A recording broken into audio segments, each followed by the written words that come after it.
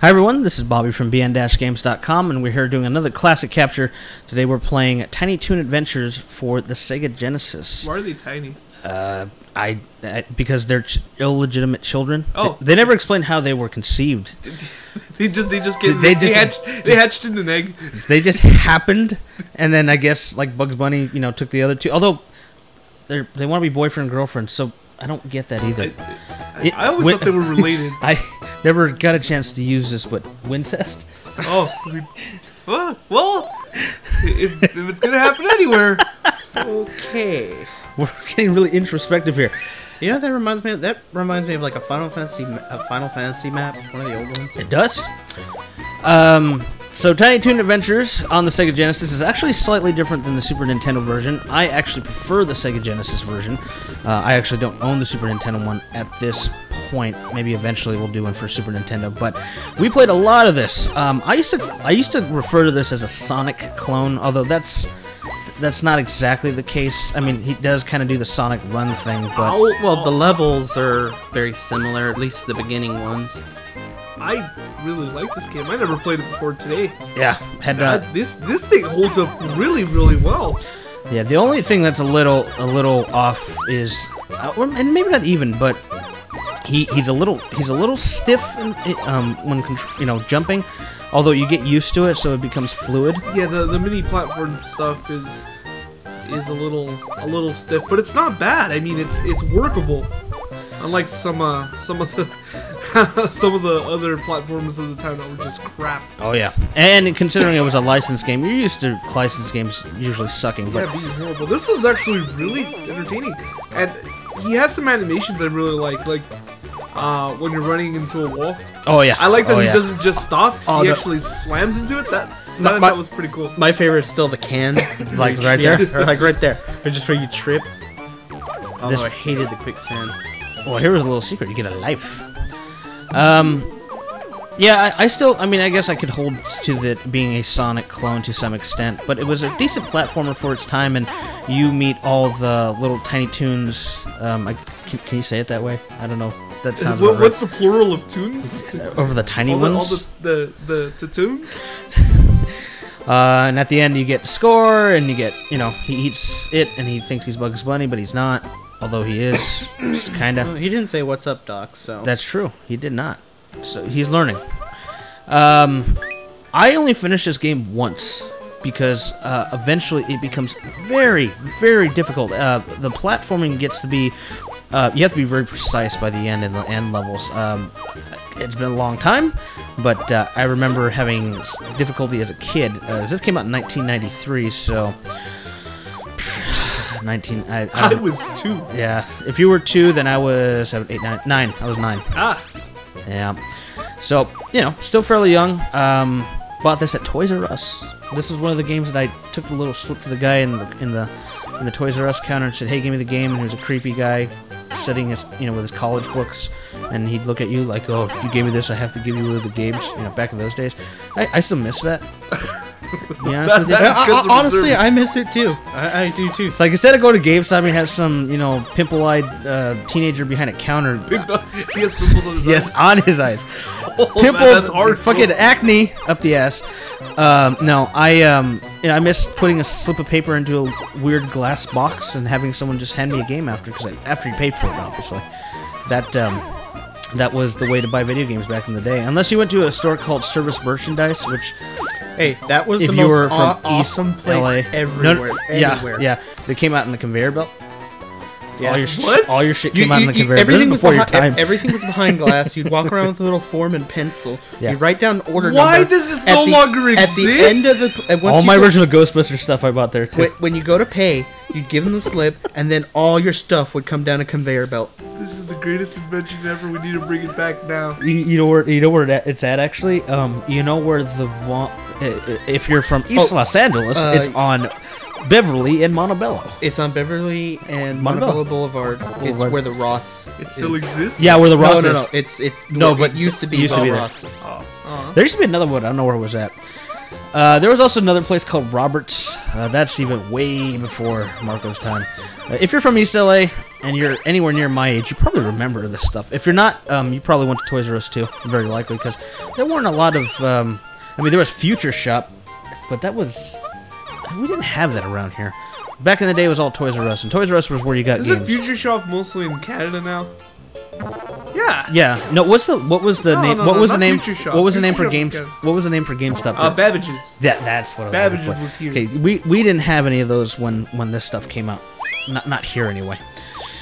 But I digress. It was the way to get a game, and this game got played quite a bit. You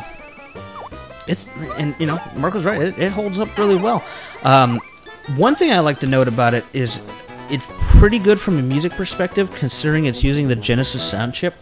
Now, I'm not saying the Genesis sound chip is bad, but He's saying that the Genesis sound chip is It's horrible. no, generally when Sonic the Super Nintendo had a better chip, which was made by Sony, by the way. I don't know if you know that. Oh. Yeah, I know. It wasn't bad. It had, I mean, you know, a Genesis game when you hear one, and it was, you know, it was good for its time. And for some reason, the music holds up, I think. This is the boss. Timmy, you said this was a teacher. I can't remember the show for the life of me in my head. They were all going to a school. Yeah, I remember that, but I don't remember him specifically. Yeah, I do. And I don't remember him not having retinas either. I don't know about that. They might have done that for the game, but as far as I know, it was one of the teachers, like the science teacher or something. I don't remember exactly. I mean, anyone can correct me if I'm wrong, but... Because here at beam-games.com, only quality. We check, Research. check, and recheck. I like to do these things just based off memory. My memory is it was a good game. You know, the other thing I should mention is you see that Dizzy is being controlled remotely. You basically do a similar action for every of the main cast. Like after this is Roadrunner's child. I don't know how they had a child. I bet it was pretty quick. Beep, beep, and then it just came out. Yes, I had to He came go out running. That must have hurt. Although you can't use the other ones. I remember being disappointed by that. I always wanted to use the Roadrunner in one of the levels, but you only play... They have the sprites. They probably could have been done, or at least a palette swap for... Could you play as a female one? I wouldn't be surprised. No. I think you can't. do. I think you do later in the game. If you know, please comment. I don't think so. Thanks for doing the work for us. Like I said, Classic Capture is about doing these things based off of memory, and then in Marco's What case, if that burn your ears? You're fucking crazy, man. Is he like on roids or something? Well, have you not noticed how big they are? And they stay up. They don't flop down either. Dude, he's on crack. I mean, look how high he can jump. Look how, Well, he's a rabbit to me. But he looks all peppy. He's on crack. Those aren't rabbits. Those aren't carrots he's collecting, are